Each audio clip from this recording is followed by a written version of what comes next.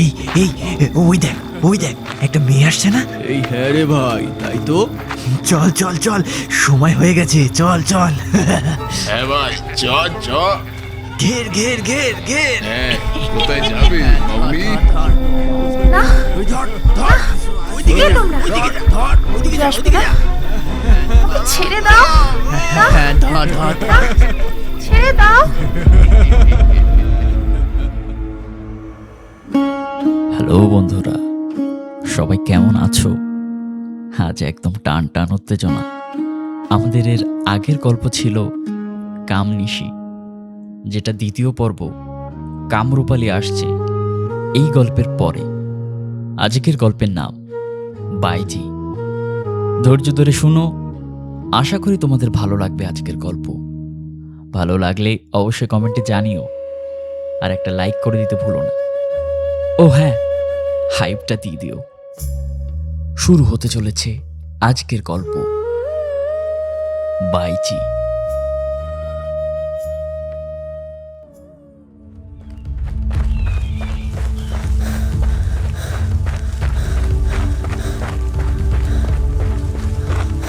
গ্রামের সেই কাঁচা পথটা ধরে ছুটতে ছুটতে আসছিল মেয়েটা। রাস্তায় একটা টিমটিমে আলো জ্বলছে।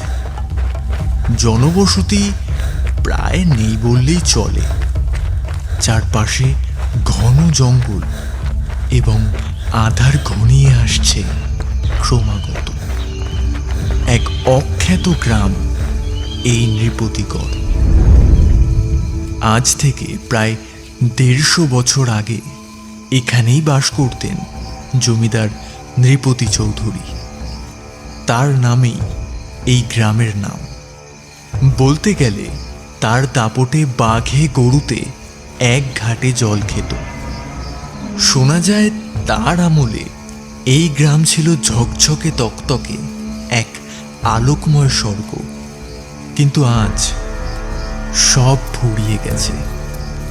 জমিদার নেই, মানুষ নেই, শুধু পড়ে আছে সেকালের ধ্বংসস্তূপ।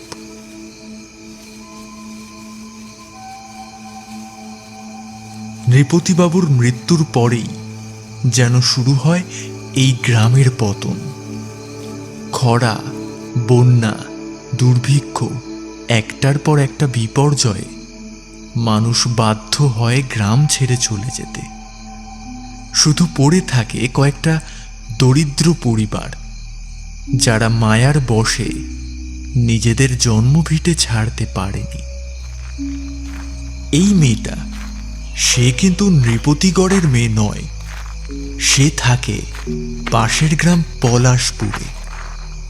গ্রামটা তেমন শহুরে না হলেও নৃপতিগড়ের মতো এমন জনমানবহীন নয়। আজ একটু বেশি রাত হয়ে গিয়েছিল টিউশনি পড়াতে পড়াতে। দ্রুত পা চালিয়ে ফিরছিল মেয়েটা।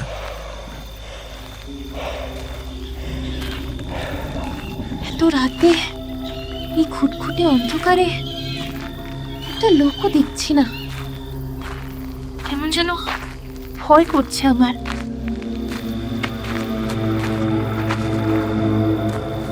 এই রাস্তাগুলো মেয়েদের জন্য একেবারেই নিরাপদ নয়, কারণ এখানে মানুষরূপী কিছু হায়নার দল ঘুরে বেড়ায়। খুবই দুর্ভাগ্যবশত আজ তারা পেয়েই গেল তাকে। এই এই ওই দেখ, ওই দেখ, একটা মেয়ে আসছে না? এই হ্যাঁ রে ভাই, তাই তো। চল চল চল, সময় হয়ে গেছে, চল চল। হ্যাঁ ভাই, চল হ্যাঁ, চল। ধর ধর ধর। এতক্ষণ ধরে ওত পেতে বসে থাকা হায়নার দল ছুটল মেয়েটার দিকে। ঘের ঘের ঘের ঘের। হ্যাঁ, কোথায় যাবে? না, কে তোমরা? ধর ধর, এগিয়ে আসবে না। ওইদিকে যা, ওইদিকে যা। আমাকে ছেড়ে দাও। না, না, ছেড়ে দাও। হঠাৎ করে ছেলেগুলোকে এগিয়ে আসতে দেখে মেয়েটি কাঁপা কণ্ঠে চিৎকার করে উঠল। গলিপথের কুয়াশায় ভয় যেন তার শ্বাস রোধ করে দিচ্ছিল। একেবারেই তাড়া খাওয়া হরিণের মতো চারপাশে ছটফট করছিল সে। চোখে জল আর আতঙ্কের ছায়া। ছেলেগুলো তাকে চারপাশ থেকে ঘিরে ধরতেই বুকের ভেতরটা ধরপড় করে উঠল। মেয়েটা হুমড়ি খেয়ে ব্যাগটা ফেলে কোনো রকমে আঁচড় কামড় এড়িয়ে ছিটকে বেরিয়ে আসে। বাঁচার তাগিদে সে প্রাণপণে ছুটছে। পিছন থেকে ধেয়ে আসছে অন্ধকারের বুক চিরে উঠে আসা সেই পিশাচের দল, ক্ষুধার্ত আর হিংস্র। আরে কোথায় আর পালাবে? পালাতে দিস না, ধর মালটাকে ধর। চল চল চল। বেশ কিছুক্ষণ ধরে দৌড়ানোর পর হঠাৎ সামনে চোখে পড়ে এক পোড়ো দালান। তবে আশ্চর্য, সেই পোড়ো বাড়ির ভেতর থেকে আলো আসছে।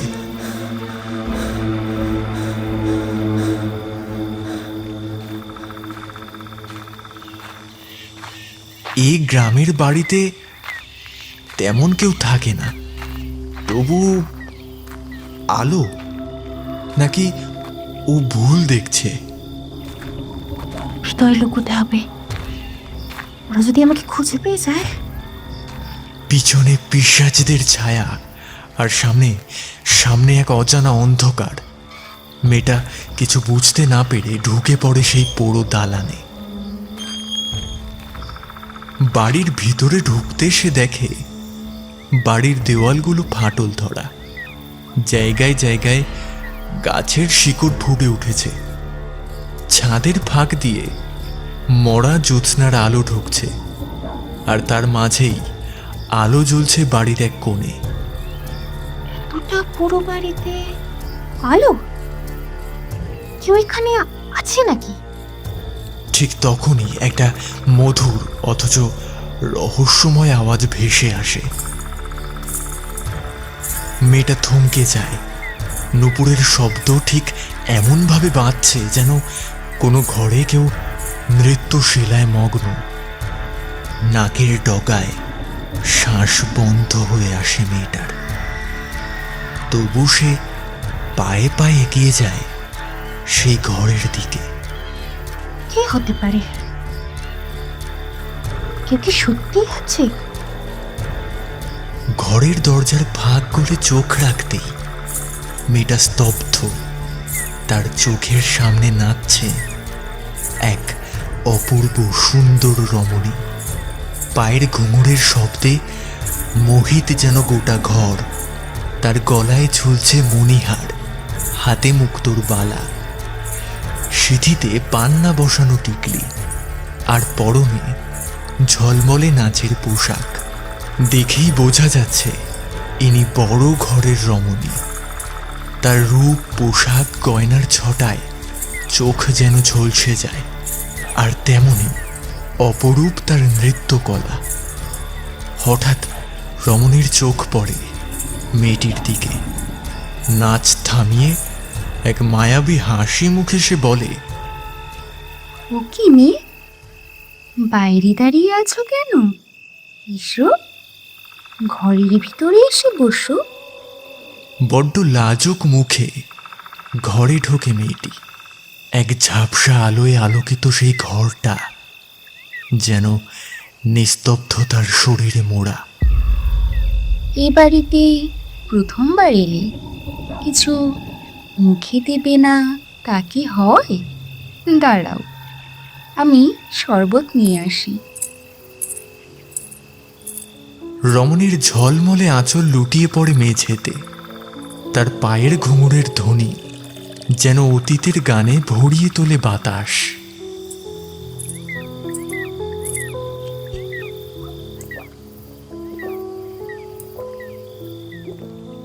আহ, এটা তো বেশ সুন্দর।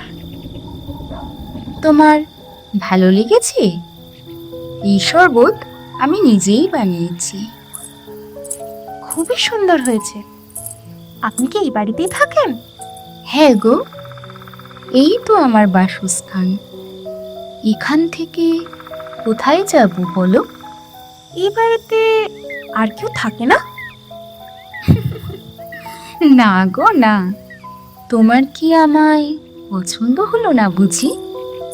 এই বাড়িতে আমি একাই থাকি গো, আর কেউ না। একটা কথা বলবো? কিছু মনে করবেন না তো? না না, বলো। বাইরে থেকে দেখে বোঝাই যায় না যে এখানে আদেও কেউ থাকে।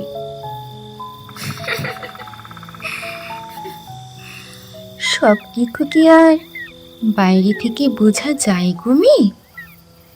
তাছাড়া আমি যে মানুষ, তাই বা তুমি ঠাউরালে কি করে?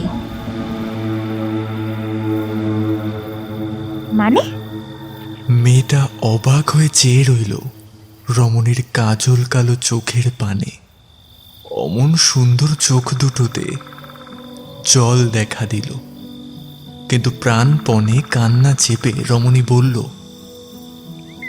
আমার মতো মেয়ে মানুষদের তোমাদের সমাজ কি আর মানুষ বলে গণ্য করে কমি? কি বলছেন?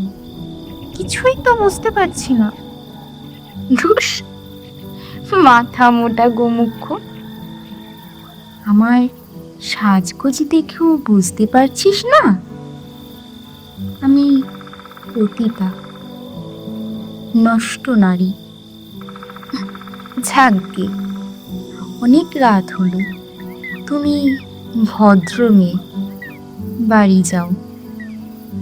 আমি তো খুলোটা, আমার জন্য কেউ অপেক্ষা করি না। না না, কিন্তু বাইরে যে বিপদ আছে। আমি তো আছি, চলো আমার সাথে চলো। প্রবাসিনী সামনে, তার পেছনে ভয়ার্থ মুখে রঙ্গনা। তারা বাড়ির আঙিনা পেরোয় যেন সময়ের কাঁটা থমকে গেছে, চারপাশে শুধু অন্ধকার। এই মুহূর্তেই হঠাৎ কয়েকটা বিকৃত হাসির প্রতিধ্বনি। আমরা তো অপেক্ষাই করছি তোমার জন্য। এসো মামুনি, এসো এসো, আমাদের কাছে এসো, আমাদের আর তর্স হয়েছে না। হা মলো যা। প্রবাসিনীর কণ্ঠে যেন বাজ পড়ে আকাশে। আমার মতো সুন্দরী, অপরূপা, উন্নত যৌবনাকে ছেড়ে এই কাঠের পুতুলের দিকে নজর পড়ল তোদের? ওর সাথে কিসের সুখ পাবি রে তোরা শুনি? এক পা এগিয়ে এসে প্রবাসিনী এবার যেন চাবুক ছুঁড়ে দেয় শব্দের ধারায়। তার চেয়ে বরং আমার সঙ্গে আয়, আমি তোদের সব মনের ইচ্ছে পূরণ করে দিচ্ছি। প্রবাসিনীর চোখে ঝলসে উঠল বিদ্যুৎ, ঠোঁটে লেগে থাকা এক রহস্যময় ছলনার হাসি। দুষ্কৃতীদের পা যেন হঠাৎ জড়িয়ে যায় অদৃশ্য শেকলে। থমকে দাঁড়ায় তারা। রঙ্গনার অস্তিত্বই যেন তারা ভুলে গেছে। সমস্ত দৃষ্টি আটকে পড়ে শুধুই প্রবাসিনীর বিভঙ্গে।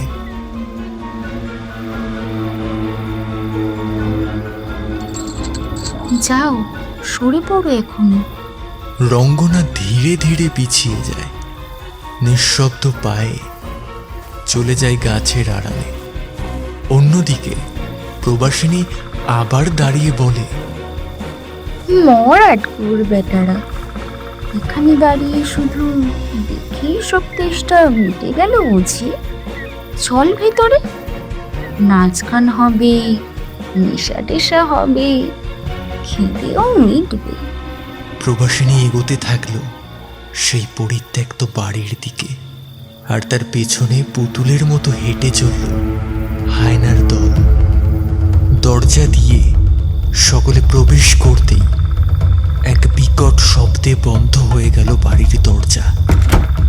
গাছের আড়াল থেকে রঙ্গনা সব কিছু দেখল এবং তারপর দম আটকে দৌড় দিল পলাশপুরের দিকে। পাঁচ মাথার মোড়ে পৌঁছাতেই সে দেখে দাঁড়িয়ে আছে একটি পুলিশের গাড়ি। ভেতরে বসে একজন পুলিশ অফিসার আর কনস্টেবলদের মাঝে চিন্তিত মুখে তার মা বাবা। মা, বাবা, আমি ফিরে এসেছি মা। মায়ের চোখ থেকে গড়িয়ে পড়ে জল, বুকের মধ্যে টেনে নেয় মেয়েকে। বাবা কাপা গলায় বলে উঠলেন, তোর জন্য কত চিন্তা করছিলাম রে মা, কোথায় ছিলি এতক্ষণ? রঙ্গনা মৃদু কণ্ঠে খুলে বলল সব, একেবারে শেষ অবধি। কি বলছো তুমি রঙ্গনা? তুমি সত্যি তেনাকে দেখেছো? উফ, তুমি জানো না তুমি কার খপ্পরে পড়েছিলে।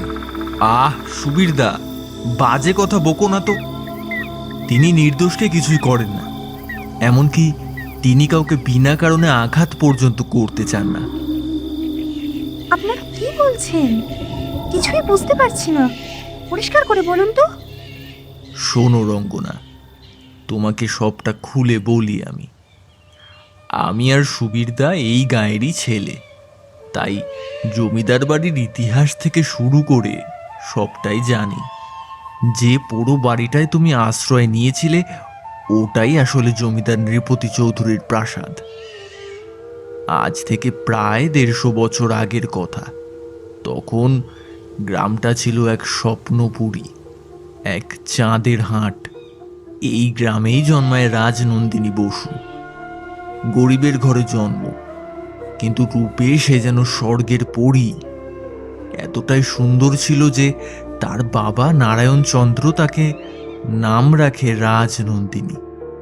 তবে সে ছিল অভাগিনী। মায়ের মৃত্যু হয় কলেরায়, আর কিশোরী বয়সেই বাবার শরীর ভেঙে পড়ে। অসুস্থ, অর্থহীন, আর এই সুযোগটাই নেয় জমিদার নৃপতি চৌধুরী।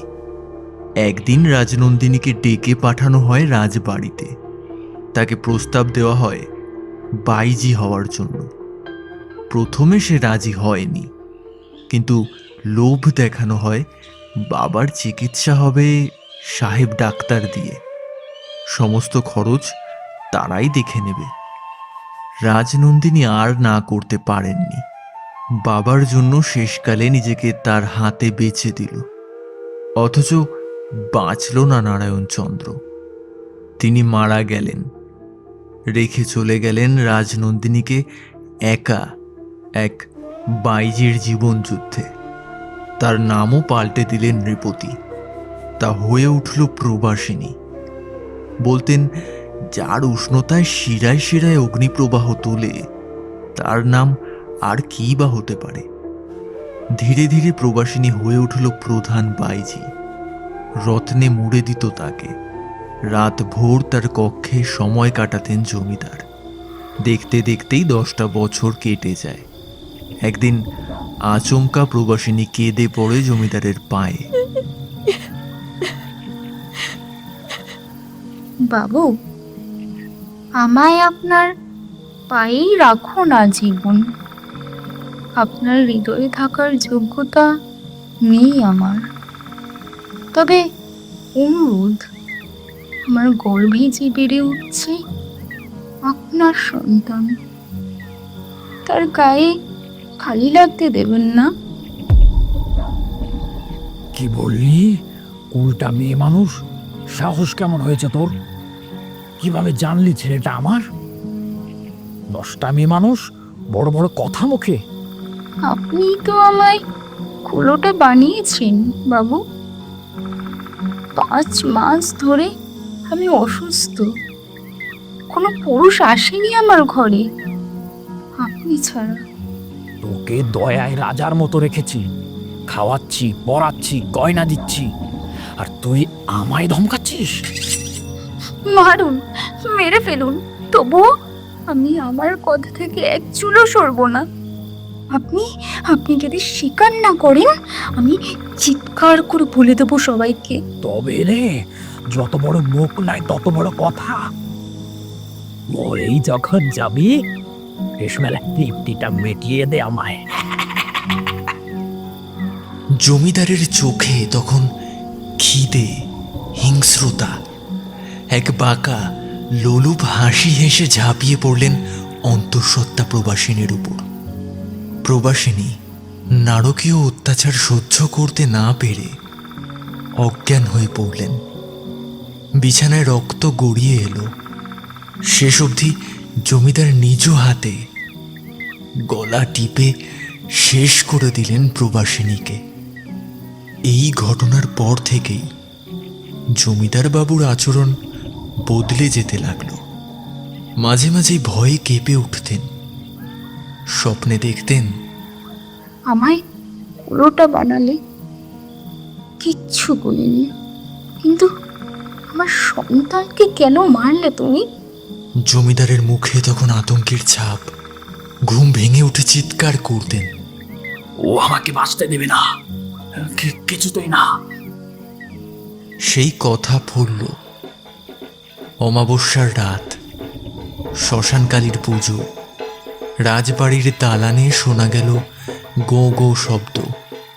বাতাস ভারী হয়ে উঠল নূপুরের শব্দে, আর এক নারীর অদ্ভুত হাসিতে কেঁপে উঠল গোটা বাড়িখানা। পরদিন জমিদারের মৃতদেহ পড়ে আছে বিছানায়। চোখ দুটো যেন আতঙ্কে বেরিয়ে এসেছে, আর গলায় মেহেন্দির দাগ। এমন কারুকার্যের মেহেন্দি পরতো কেবল একজন, প্রবাসিনী। এই ঘটনার পর থেকেই রাজবাড়িতে ঘটতে থাকে একের পর এক ভৌতিক কাণ্ড।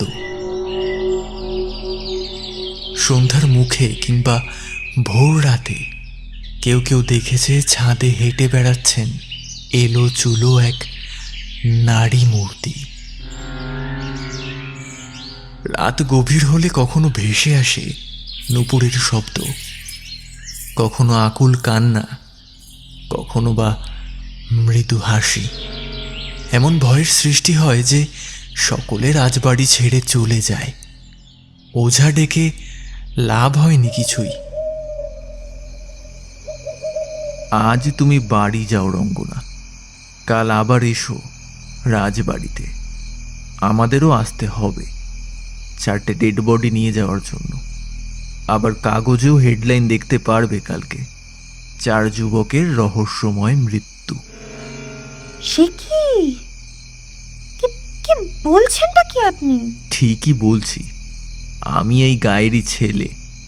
এই রাজবাড়ির কত ইতিহাস আমার চোখের সামনে। তবে দুটো বিশেষ ঘটনা আমার চাকরি জীবনে এমন আছে যেগুলো হয়তো সারা জীবন ভুলতে পারবো না। রঙ্গনা চুপ করে তাকিয়ে থাকে। এখনো তার জিভে লেগে রয়েছে সেই শরবতের স্বাদ যা নিজ হাতে বানিয়েছিলেন প্রবাসিনী। হতে পারে তিনি আজ বেঁচে নেই, তবু আতিথেয়তার কোনো ত্রুটি করেননি। নিজের হাতে আমায়। হ্যাঁ জানি রঙ্গনা, এই গ্রামের সবাই জানে বাইজির বানানো সেই শরবতের কথা। জমিদার নিজেও শুধুমাত্র ওই শরবত ছাড়া আর কোনো শরবত স্পর্শ করতেন না। তুমি আবার সেই শরবত খেয়েছো? ওরে বাবা রে, শুনেই তো আমার গা চুমচুম করছে।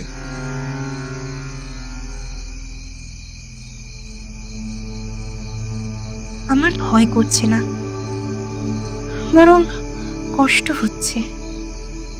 ওর চোখে আমি শুধু দুঃখ দেখেছি, কিছুতেই ভয় না। রমেনবাবু, আপনি বলছিলেন সেই দুটো ঘটনার কথা, বলুন না। হ্যাঁ রঙ্গনা, সেই দিনের কথা আজও ভুলতে পারি না। 6-7 বছর আগের ঘটনা। হঠাৎ একদিন থানায় ছুটে এলো একটা মেয়ে। হাঁপাচ্ছে, ঘামছে, মুখটা ফ্যাকাশে। স্যার, আমি কাহন দাশগুপ্ত, হাওড়ার মেয়ে। হাওড়া? অত দূর থেকে এখানে? এই নৃপতিগড়ে আবার কি কাজ তোমার? আমি 3rd ইয়ারে পড়ি। প্রেম করতাম দীপ নামে এক ছেলের সঙ্গে। পরিবার মানেনি, তাই ঠিক করেছিলাম পালিয়ে যাব ওর সঙ্গে। ওর বাড়ি চন্দ্রনগরে। সেদিন পলাশপুর স্টেশনে পৌঁছে দেখি বাস চলে গেছে। এদিকে রাত নেমে এসেছে। আমি ভয়ে কাঁপছি। দীপ বলল, ভয় কিসে, গ্রামে কোথাও একটা জায়গা খুঁজে নেব। হেঁটে হেঁটে এসে পড়লাম এক বিশাল রাজবাড়ির সামনে। এই বাড়িতেই থাকবো আজ, দেখো কি রাজকীয়। আমি আমি বলেছিলাম এ বাড়ি ঠিক নয়, কিন্তু উপায় ছিল না। ঢুকেই তো অবাক। একটা মহিলা আমাদের স্বাগতম জানাচ্ছেন। স্বাগতম তোমাদের, ভেতরে এসে বসো, আর এই শরবতটা পান করো, ক্লান্তি কেটে যাবে। তিনি নিজ হাতে দিলেন শরবত। সেই শরবতের স্বাদ আজও জিভে লেগে আছে আমার। আমি ঘরে ঢুকতেই শুনি দীপ বলছে, বাইরে একটা নয়, ডবল পেয়েছি। আসলে পুরনো বন্ধুর সঙ্গে একটু মজা করছিলাম, তুমি বোঝোই তো। এক ঘরে দেখি প্রভাসিনী নাচছেন। কি অপার্থিব সেই রূপ! ঘরের এক কোণে বসে মুগ্ধ দিয়ে আমিও তাকিয়ে থাকলাম, যেন চোখ ফুটে আসলো আমার। ঘুমে তলিয়ে গেলাম।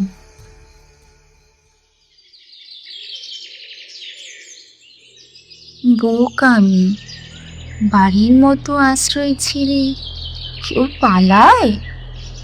এই নাও তোমার দ্বীপের খবর।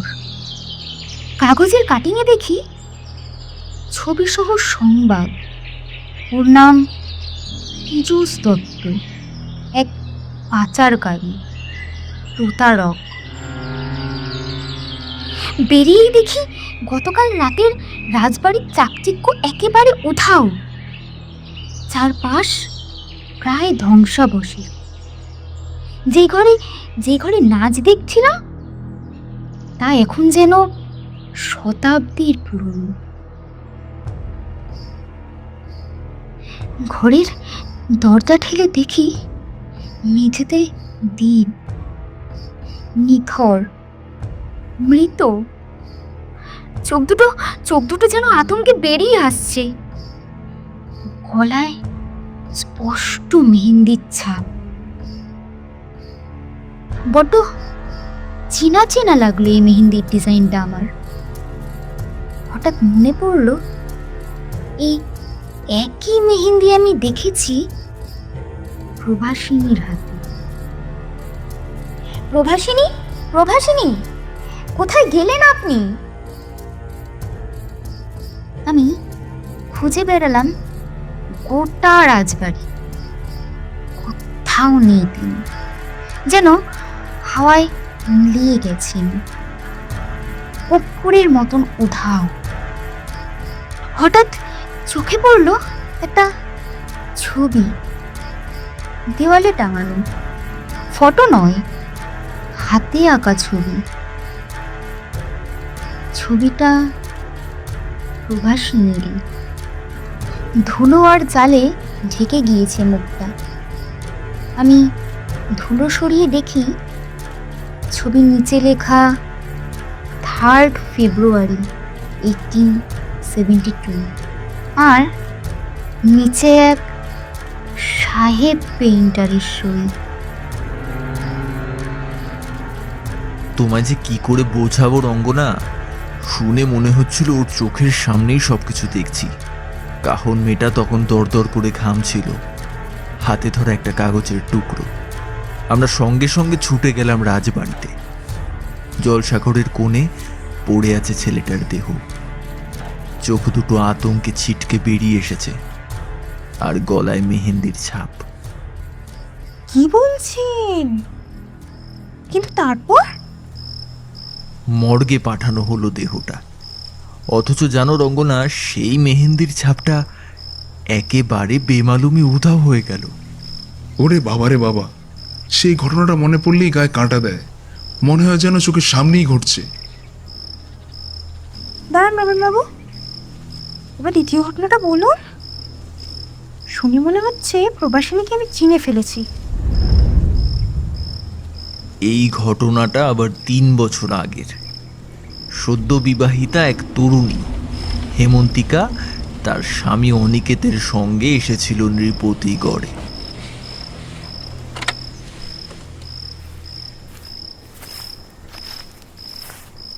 এই যে হেমন্ত, এটাই সেই রাজবাড়ি। আজ তোমাকে বরণ করে নেওয়ার জন্য সবাই অপেক্ষা করছে। আমি এই রাজবাড়িতে নৃপতি চৌধুরীর বংশধর। কি বিশাল, এত বড় বাড়ি, আর এসব চাকর বাকর। নমস্কার বাবু, স্বাগতম মা। এসো এসো এসো নববধূ, ঘরে তুলি তোমায়। চলো হেমন্ত, আজ সন্ধ্যায় জলসাঘরে নাচের আসর বসছে। এমন নাচ আগে দেখনি। সত্যি অসাধারণ। 1-2 জন নয়, 6 জন নৃত্যশিল্পী।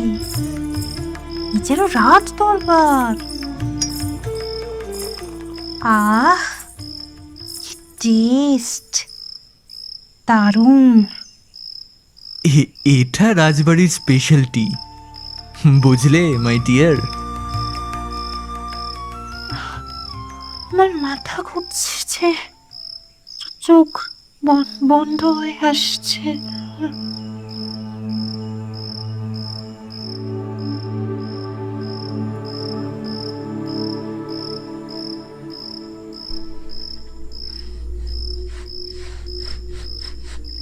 অনিকেত, অনিকেত,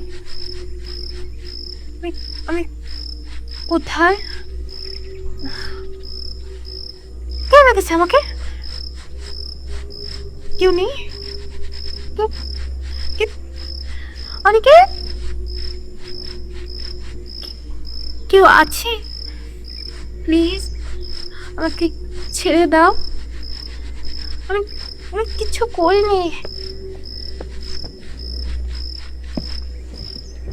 আরে ডার্লিং, তুমি কাঁদছো কেন বলো তো? তুমি জানো না, তোমায় কাঁদতে দেখলে যে আমার কষ্ট হয়। কেঁদো না, কেঁদো না। অনিকেত, তুমি এসেছো? খুলে দাও আমায়। না জানি কে এসে বেঁধে রেখে গেছে আমাকে। কেই বা থাকবে এখানে আমি ছাড়া? হেমন্ত, আমি বেঁধেছি তোমাকে। এটা কেমন আর কি হচ্ছে? ফাজলামো করো না প্লিজ, খুলে দাও। খুব কষ্ট হচ্ছে আমার। ইয়ার্কি না, ইয়ার্কি। সবই তো তোমার কাছে ইয়ার্কি মনে হয় হেমন্ত। বিয়ের সময় বলেছিলাম তোমার বাপকে 50,000 টাকা আর একটা 4 চাকা দিতে। সে 20,000 দিয়ে হাত গুটিয়ে নিল। এখন আমার বাবা মা গরমে হাঁসফাঁস করে, আর আমি লোকাল বাসে বাদুর ঝোলা হয়ে অফিসে। বুঝেছো? ছি, তুমি এই কথা বললে? এতদিন ভেবেছিলাম তুমি অন্যরকম, অথচ এখন দেখছি তুমি তুমি নিচে নামার সীমা ছাড়িয়ে গেছো। চুপ কর। তোমার বাপের ভিক্ষেতেই এখন আমার ভবিষ্যৎটা টিকে রয়েছে। সব নাটক করছি, সব। আজকে এই রাজবাড়ি বরণডালার নাচ সব আমার লোক। এমনকি ঘুমের ওষুধ মেশানো চাটাও। এখন বল, বাবাকে ফোন কর। কালকের মধ্যে টাকা আর গাড়ির দামটা যেন এসে দিয়ে যায়, না হলে।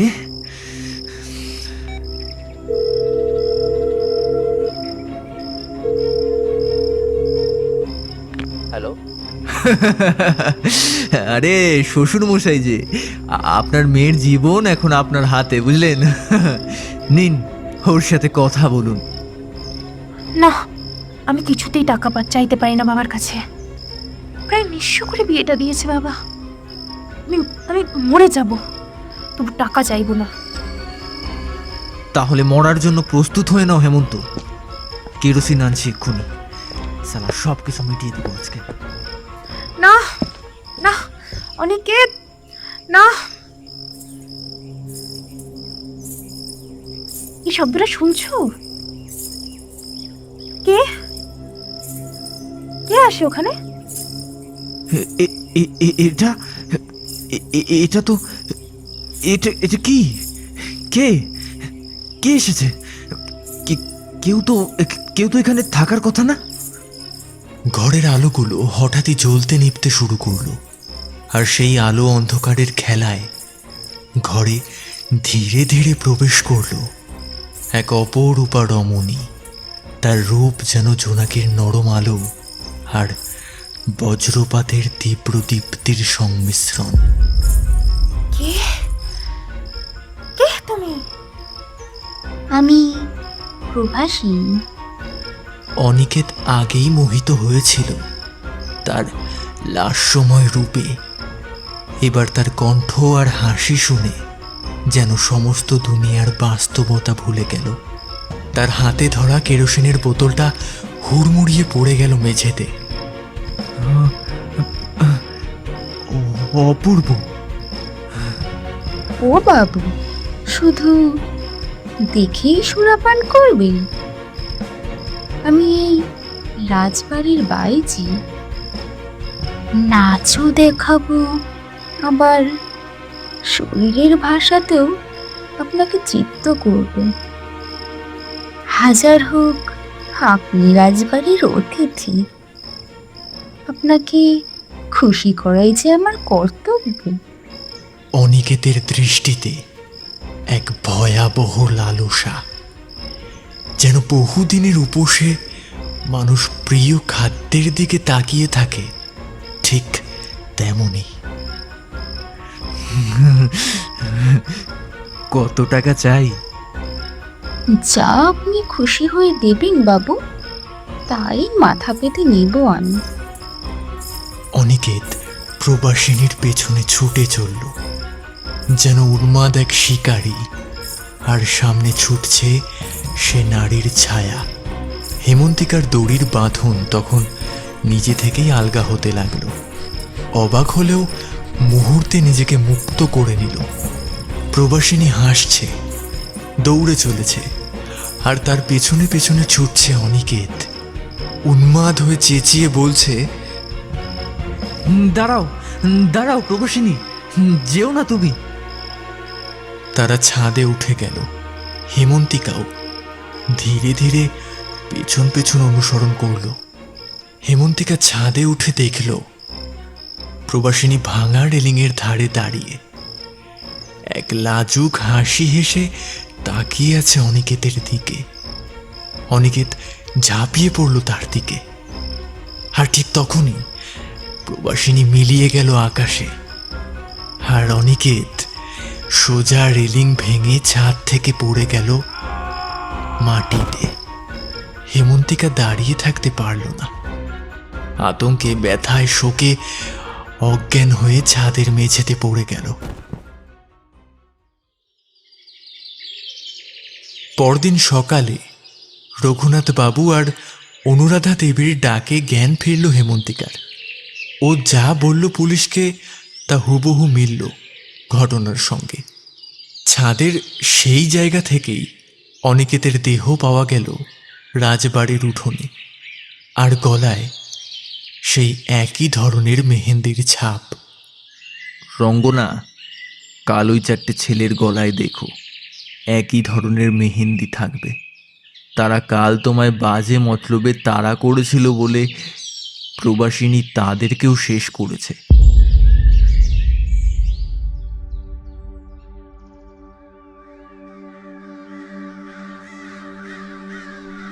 এই 4টে বাড়ি পোস্টমর্টমে পাঠা। ঠিক তাই হলো। সকালে রাজবাড়ির উঠোনে পাওয়া গেল 4টে মৃতদেহ। সবগুলোর গলাতে সেই মেহেন্দির ছাপ। আর মর্গে পাঠানোর পর আবারও ছাপ উধাও। রঙ্গনা ঘুরে দেখল রাজবাড়ির অন্দরমহলটা। আগের রাতের জাঁকজমক কিছুই নেই। সাদা ধুলোয় ঢাকা আজ সব। তার কাপড়ের আঁচল দিয়ে প্রবাসিনীর ছবি মুছল রঙ্গনা। দিদি, তোমার ঋণ কোনোদিন শোধ করতে পারবো না। শুধু প্রার্থনা করি আজ তুমি যেখানে আছো শান্তিতে থেকো। ঘুঙুর দুটো বুকের গোড়ায় চেপে ধরে হাউমাউ করে কেঁদে উঠল রঙ্গনা। এই সমাজ তোমাকে পতিতা বলুক, আমি তোমায় দেবীর আসনেই রাখবো সারা জীবন। রাজবাড়ির গেটের দিকে এগোতে গিয়েই রঙ্গনা শুনল এক কণ্ঠ। রঙ্গনা, পেছন ফিরে দেখে কেউ নেই, কিন্তু চোখ গিয়ে থামে ছাদের উপর। প্রবাসিনী দাঁড়িয়ে হাসি মুখে তাকিয়ে আছে রঙ্গনার দিকে। তার খোলা চুল হাওয়ায় উড়ছে, আর সেই চিরচেনা নুপুরের আওয়াজ যেন বিদায়ী আশীর্বাদের মতো বেজে চলেছে।